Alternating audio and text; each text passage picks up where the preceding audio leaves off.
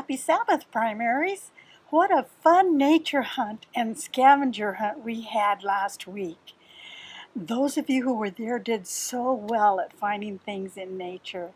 You found leaves and feathers and acorns and a snail, and we even saw some wild turkeys. We'll have to do that again sometime. I'm so glad that God made such an awesome world for us to enjoy, full of amazing creatures and plants and trees. Let's praise Him, shall we? As Grace leads us in our sing and praise time.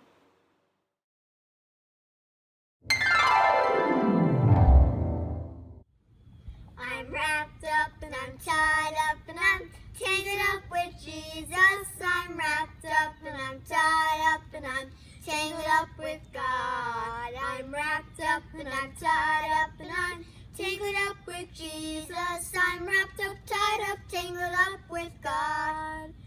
I'm inside and I'm outside and side by side with Jesus. I'm inside and I'm outside and I'm side by side with God. I'm inside and I'm outside and I'm side by side with Jesus. I'm inside, outside, side by side with God. I'm upright and I'm downright and I'm alright with Jesus. I'm upright and I'm downright and I'm alright with God. I'm upright and I'm downright and I'm alright with Jesus. I'm upright, downright, alright with God. Lord, prepare me to be a sanctuary, pure and holy, tried and true. With thanksgiving, I'll be a living sanctuary, Lord, for you. God sees the little sparrow falling beneath His tender view. If God so loves the little things, I know He loves me too. He loves me too, He loves me too, I know He loves me too. If God so loves the little things, I know He loves me too. Thank you, Grace. You and your family always do such a great job with music. Thank you. It was so much fun praising God with you this morning. Boys and girls, it's time to pray now. And for our prayer time today, we're going to listen to a song by the Deddy Sisters called "My Lord is Taking Good Care of Me."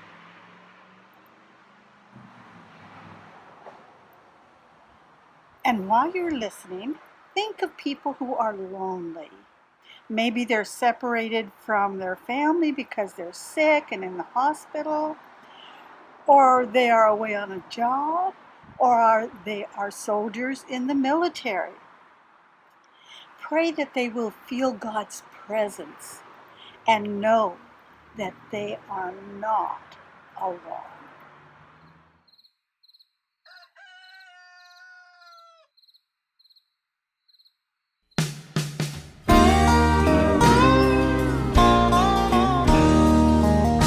I got this morning in the store in my day. God's mercy was with me all the way. His goodness take first spot to meet all my need. My Lord is taking good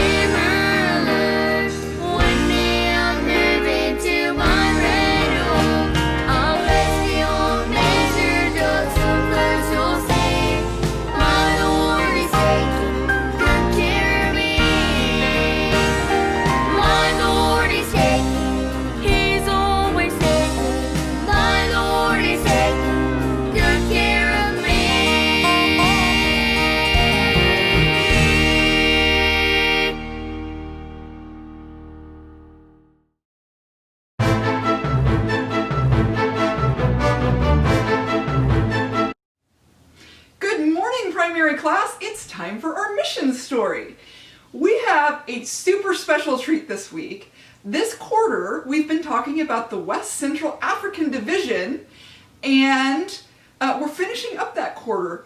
But today I have my sister Mary with me, and Mary spent a year as a student missionary in Cameroon. And so I asked her to tell you guys a little bit about Cameroon, since we've been hearing all stories from that part of the world. So Mary, you went to Cameroon. Yeah. And what was your very first impression when the plane landed in Cameroon? You know, it just felt like you were going into another world. And Heidi experienced this because she came to visit me while I was there too. But when you get on the plane, you know, we were in a very developed area with lots of electronics and lots of automated things. And as you pull into the airport, all of a sudden, when you get out, the whole airport is kind of outdoors. There's no windows, it's just open air. Everything is just a lot different. It looks a lot different, it feels a lot different. It was very hot and muggy. And as you enter that, all of a sudden you realize that you look very different from everyone there. And everyone stares at you. So it was a really big contrast from when you got on the plane to when you got off the plane. That's true. When I went, it was in February, and when I left here, it was cold, and when I got there, I remember we got off the plane, you could immediately feel the hot breeze. Oh man. Where did you live while you were in Cameroon? So I lived in a city called Buea, and I believe it means beautiful, if I'm right about that. And Buea is right, very close to the ocean, and it's on like halfway up this mountain called Mount Cameroon. And they would actually have a marathon that went up the mountain and down the mountain every year. So that was kind of fun, but that's where we were at. Wow, very cool. And did you live with other people, or where did you live? Yes, so actually I lived with 3 other student missionaries. One was my best friend, I was so lucky, and there were 2 other girls from Walla Walla. And one of those girls, without us planning or thinking about it, was actually my second cousin Alyssa. I don't know how that happened, but God put us together for that year. It was very cool. Very cool. What language did they speak in Cameroon? So the Cameroon is split between the south and the north. And the north speaks French, and the south, where I was, they speak English. But they speak a little bit different English than we speak here. It's called Pidgin English. So it sounds like English words, but they put them together a little bit differently. And it sounds a little bit more disjointed than we're used to hearing English sounding. So, if Heidi were to, if I were to say to Heidi, have a nice day, I would say, waka fine. If I say that I'm going to go home shortly, I would say, I'd come for house in small time. Is how I would say that. So you can understand what you're saying, but you just may say it a little bit differently. Interesting. So it's like learning a different version of English. Yes. All right. Well, what did you do with your year in Cameroon? So I went as a student missionary as a nurse. So there was a clinic and a hospital there. The hospital wasn't quite set up when I was there, but the clinic was fully functioning. And so we primarily saw pregnant women or people that wanted to get pregnant, but we would also see walk-in patients as well with other things. What did you see in those walk-in? Was it like a clinic here where we see things like we do here, or was it very different? So we would see some of the same things, but we mostly saw things that we don't see here a lot. We mostly saw patients that had malaria, lots and lots of malaria. And we also saw a lot of patients with HIV or AIDS. Those were probably the highest population of patients that we had at the clinic. And Heidi knows because Heidi also came, and we worked together at the clinic when she came to visit. We did, just for a short time. Yeah. It was fun. It It was fun. Tell me a little bit about church. What was the church there like? Oh yes, so the church was built of cinder blocks and then a tin roof, and the classes were outside, and it was I think a dirt floor. And so it was about half the time it was spoken in French and half the time it was in Pidgin English. So I honestly don't remember a lot of the sermons very well, but I definitely felt the warmth of the people, and I loved the upbeat spirit and the friendliness of all the people at church. What was your favorite thing about church there? Oh, definitely the singing. They sang so beautifully. It was so loud in that tin roof building. Everything just echoed so beautifully, and they sang such fun songs while we were there. That was my very favorite That was part. very cool. When I came and visited, I got to experience that, and when they sang, they just truly praised God. They did. It was incredible. So that was your favorite thing about the church. What was your favorite thing about Cameroon? You know, my favorite thing about Cameroon was the people. There's so many things that I loved about it there. One of my favorite things to do was go to the market, and that's where you talk to a lot of the people, and they were so fun. They would joke around with you, and they would, even if, you know, there was some time where they may be trying to take advantage of you, you could always, you know, turn it into a fun time. Everyone always wanted to have a fun time, and so even when things weren't the easiest or the best, these people had a way of making hard things lighter and more fun. You know, I'll tell you, when I came and visited, some of the Mary bonded with the Cameroonians. They became her people and her friends. And one of the guys, the Cameroonian guys at the mission, we were going out to the market, and they worry that Americans are going to get cheated at the market. But he said, it's okay, go with Mary. She's practically Cameroonian. So she really embraced it. We have one last question for you. How did God work in your life when you were in Cameroon? Oh, in so many ways. When I went there, I thought that I was going to be a missionary to these people. I thought that I was going to bring them something grand. But what I realized when I went over there, that God really used that time to minister to my heart and to change my heart. It gave me such a bigger world view. It gave me such a different outlook on life. It helped me be thankful for things, but also realizing all of the things that I had been maybe missing in my life, that I hadn't fully seen God, and God totally revealed himself to me. And also just realizing how helpless I was on my own. A lot of times, you know, we get used to having lots of resources and lots of things available to us, but there just wasn't that many things that came easy. And so I remember depending on God so much. Just a quick little blurb, but I just remember there was one day that I was the only person at the clinic, and we had a little baby come into the clinic that had malaria really bad.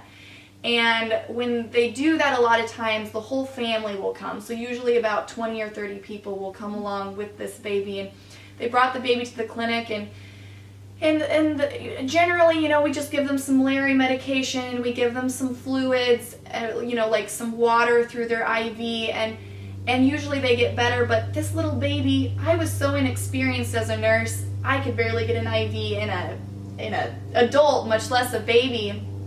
And I was so desperate, and I cried out to God that he would help me find something in this very dehydrated baby, that we could give this baby some fluid. And I just remember I couldn't see a thing. And I prayed, and I stuck the needle in, and it went right into the baby's vein, and the baby got fluids, and the baby got better. And I remember that forever being here. No matter what, God is there to hold my hand, to hold your hand, to be with you no matter what the circumstances. He will not let you fail. Oh, that touches my heart. Well, guys, thank you so much, Mary, for sharing with us. And guys, next week we have a special treat. Mary is going to tell us a story about her friend Christian from Cameroon, and it is a real-life mission story. I met Christian while I was there. She's wonderful, and you guys can look forward to hearing that story next week. All right, thanks for having me.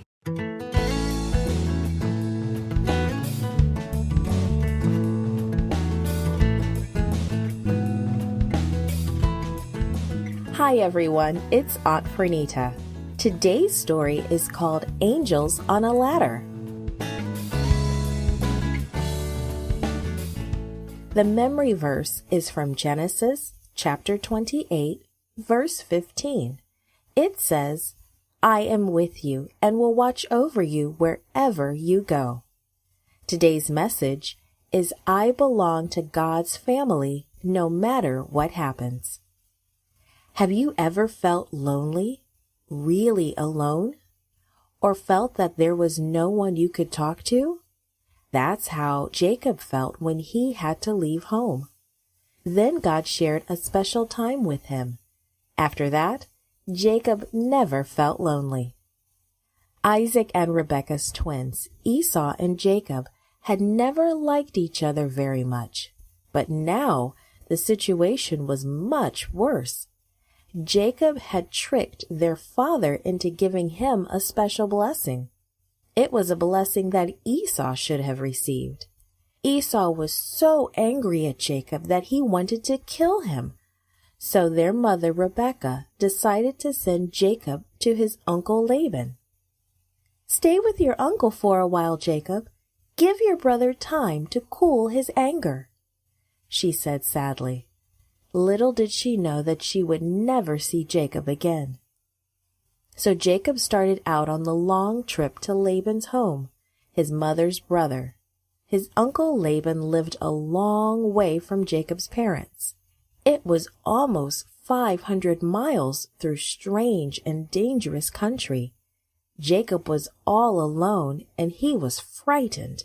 He had no one to protect him from wild beasts or robbers, and he wasn't used to sleeping on the hard ground. He traveled as fast as he could. He knew he was running for his life. He knew his brother wanted to kill him. In a day or two, Jacob arrived at a special place. His grandfather Abraham had once built an altar there to worship God.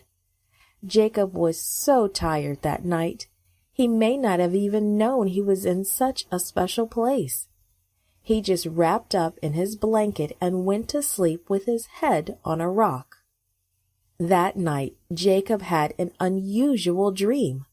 Not an ordinary dream at all, but a special dream from God.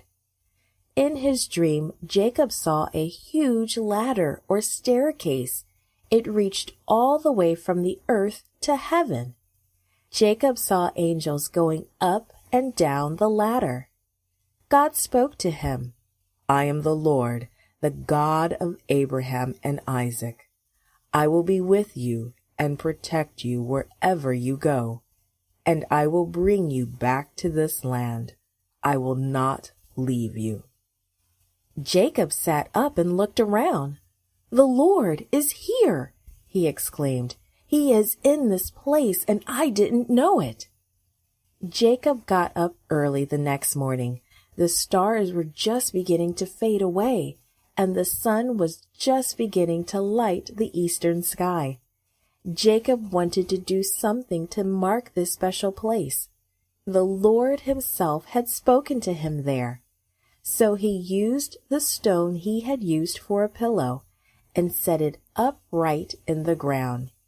He poured oil all over it and dedicated it to God. And then he named this special place Bethel, the house of God. So Jacob continued on his journey. He was no longer afraid of his brother. He was not afraid of wild beasts or robbers. He knew for sure that the Lord was with him. The Lord was protecting him. God had told him so.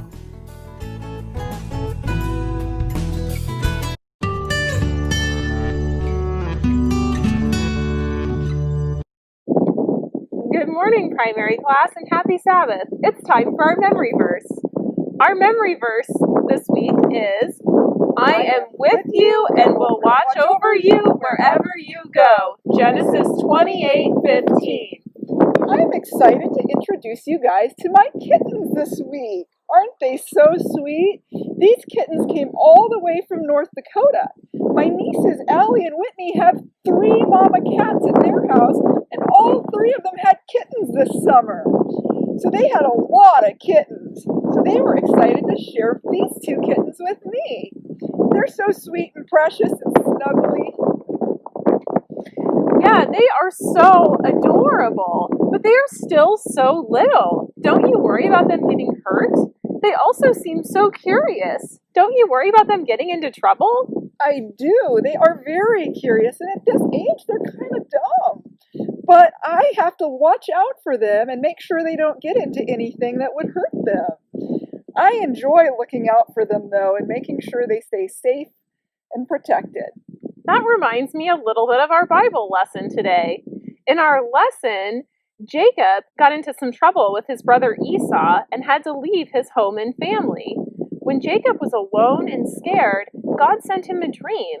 And in that dream, God reminded Jacob that he would always be watching over him and protecting him. Just like these kittens are pretty helpless without someone looking out for them, we're completely helpless without God too. I'm so grateful for God's care and protection. Let's say our memory verse together one more time. I am with you and will watch over you wherever you go. Genesis 28:15. In our Bible story today, boys and girls, you remember Esau threatened to kill his brother Jacob for stealing his birthright and taking his father's blessing by lying. Jacob was afraid of his brother, so he left home. One night, he laid down to sleep, and he had a dream. What did Jacob see in his dream? You're right. He saw angels on a ladder going from heaven to earth, and God promised to be with Jacob and protect him. Have you ever had a family portrait taken? Let me show you one of my family portraits. This is my mom and my dad. And this is my sister Mabel and my sister Antoinette and my brother Steve. And this is me. My dad would be 105 years old if he was still alive today. It's a very special picture to me. Well, how do you feel when everything is going well in your family? You feel good, don't you?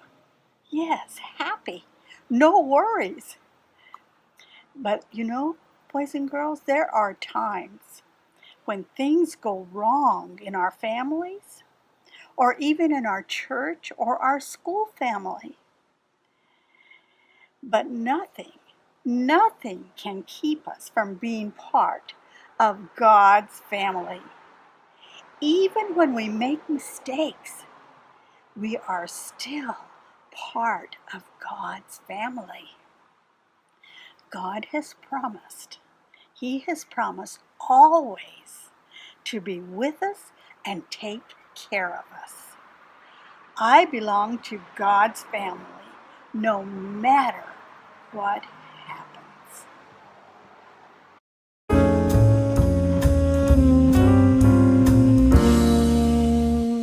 For our craft today, look in your packet and find a sheet called Jacob's Dream and a little plastic bag with angel stickers and craft sticks.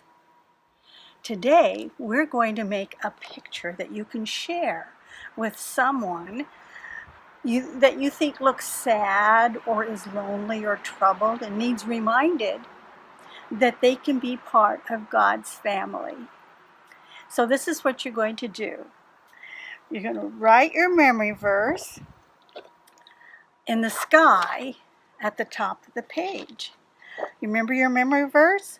I am with you and will watch over you wherever you go.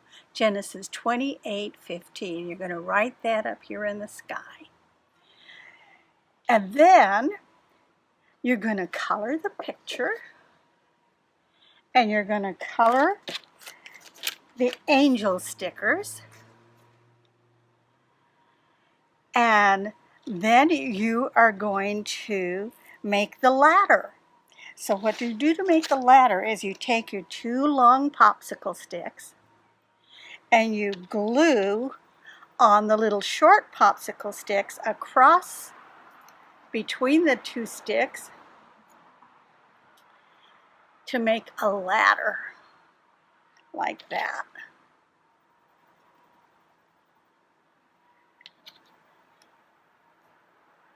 Just like that. And then you have a ladder. So then you're going to glue the ladder onto the picture. See if I can do that.